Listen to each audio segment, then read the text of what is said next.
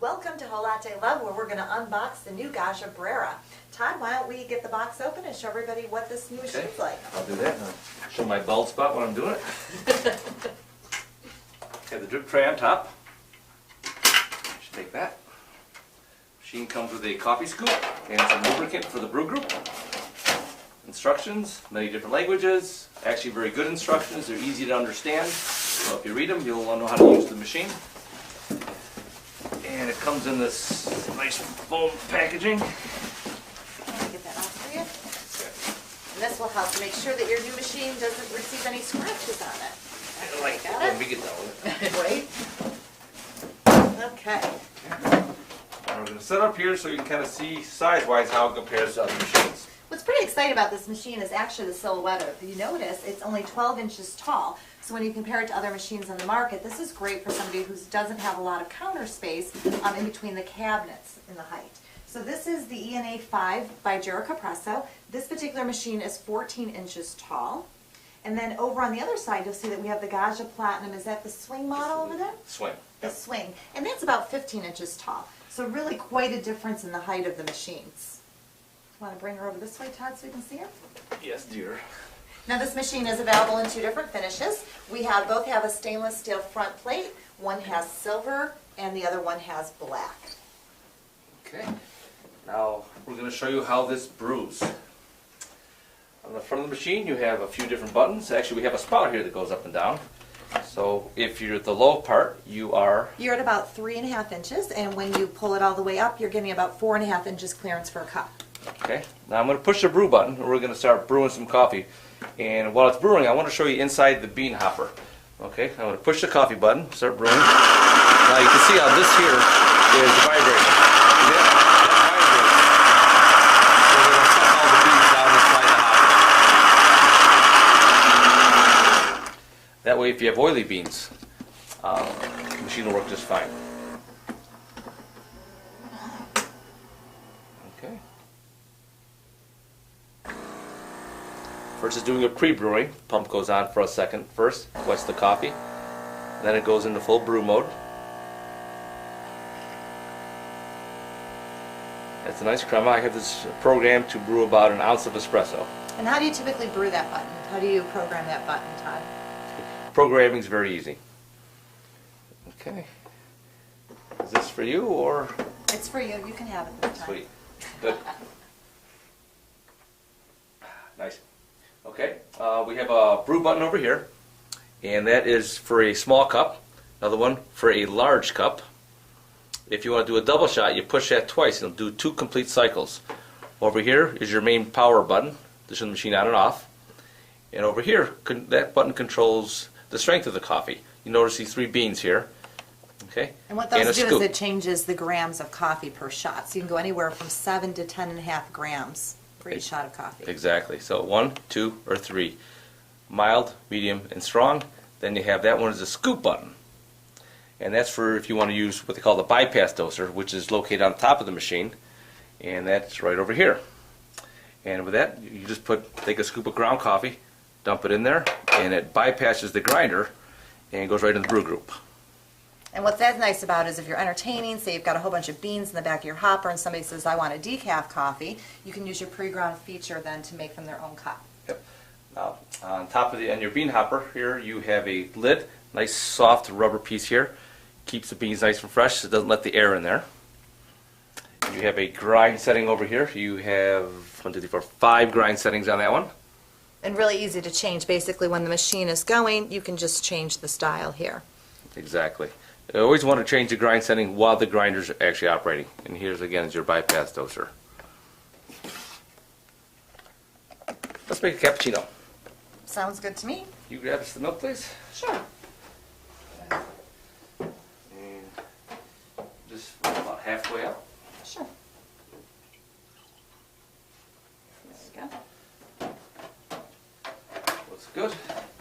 Okay, first thing you want to do is purge any water out of the wand. There's always going to be some condensation in there with all machines.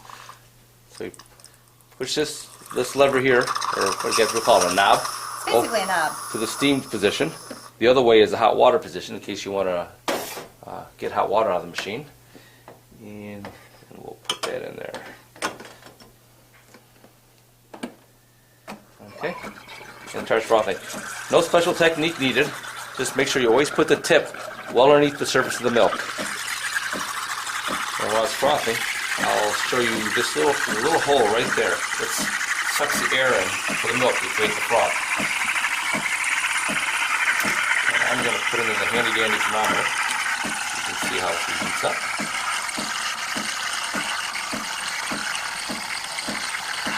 Now when you get enough froth, you just take your milk and you cover that little hole up, and then it'll just heat the milk.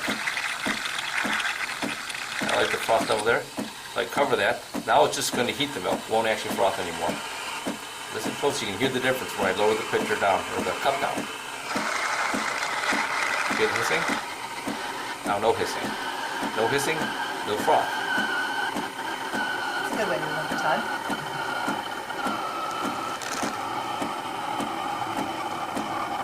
I don't like to go over 160. You start to lose the texture of the milk. Okay. And then we'll stick that in there. And we're out of water. See this little light up here? I can do that, Todd. So we'll just fill the reservoir up after brewing 4,000 cups. And one of the things I like about the water reservoir is that it's easily accessible from the front of the machine. This will actually hold 41 ounces of water and has a spot to put a water filter in.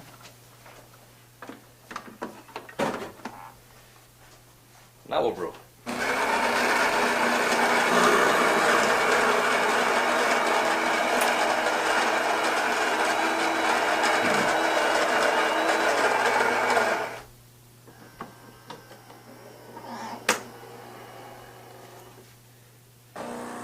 Okay, and you hear the pre-brew for a second.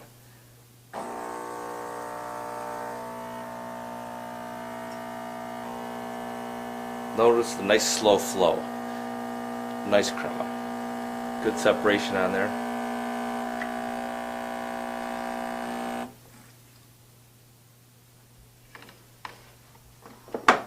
Yeah, look at that.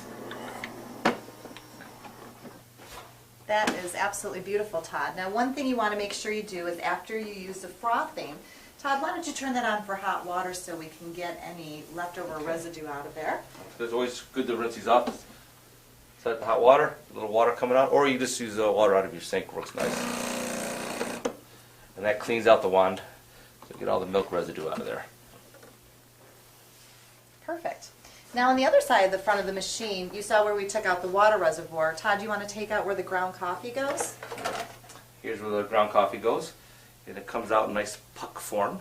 They can actually hold Nice and 8 neat. pucks of coffee in there, so that's nice. Now one of the things that I like about the Gaggia machines is that you actually can get access to the whole brewing mechanism from inside. So if you want to turn that Yeah. around.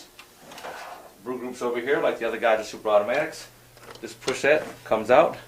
All you have to do is rinse that screen, rinse the whole unit under the sink, and just turn it upside down and let it dry overnight. You want to make sure you don't clean it too much though, because there is some grease in there that actually helps with the functioning of the machine. So that's why you get the little I'll tube of grease. I'll show you where the grease goes. Right in these little tracks over here, if you have to. But don't put it in the dishwasher, and don't use any soap. Very good.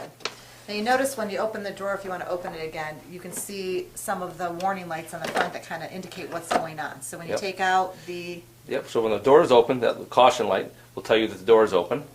Or if the brew group is missing, it'll tell you the brew group is missing by that flashing light. When your coffee container is full, that light will go on. Or if it's missing, it'll go on. If your reservoir is empty, well, you saw that earlier. exactly, saw that earlier. Yep, got that light that goes on there. Very nice. Now on the back of the machine, let me just turn it all the way around here for you to see. That's where you're going to find your power cord, and there's another on-off switch. So once you start up your machine, you're just going to plug in the power cord, turn it on, and you'll use your front on and off button on a regular basis to work your machine. Yep. Okay, and one of the last things, if you notice inside your drip tray here, there's a small float that goes on the top. It's a little red piece. So as this fills, this will raise up to let you know that it's time to empty that out too. So that's up high. You'll see it clearly. It's really easy to maintain. Again, one of the things I like about the machine is a really nice size. If you have space that's limited, this will be a perfect fit for it. It really has a sleek, nice look. So we look forward to seeing you again when we unbox some new merchandise around here at Whole Latte Love. Yeah, so bigger's not always better.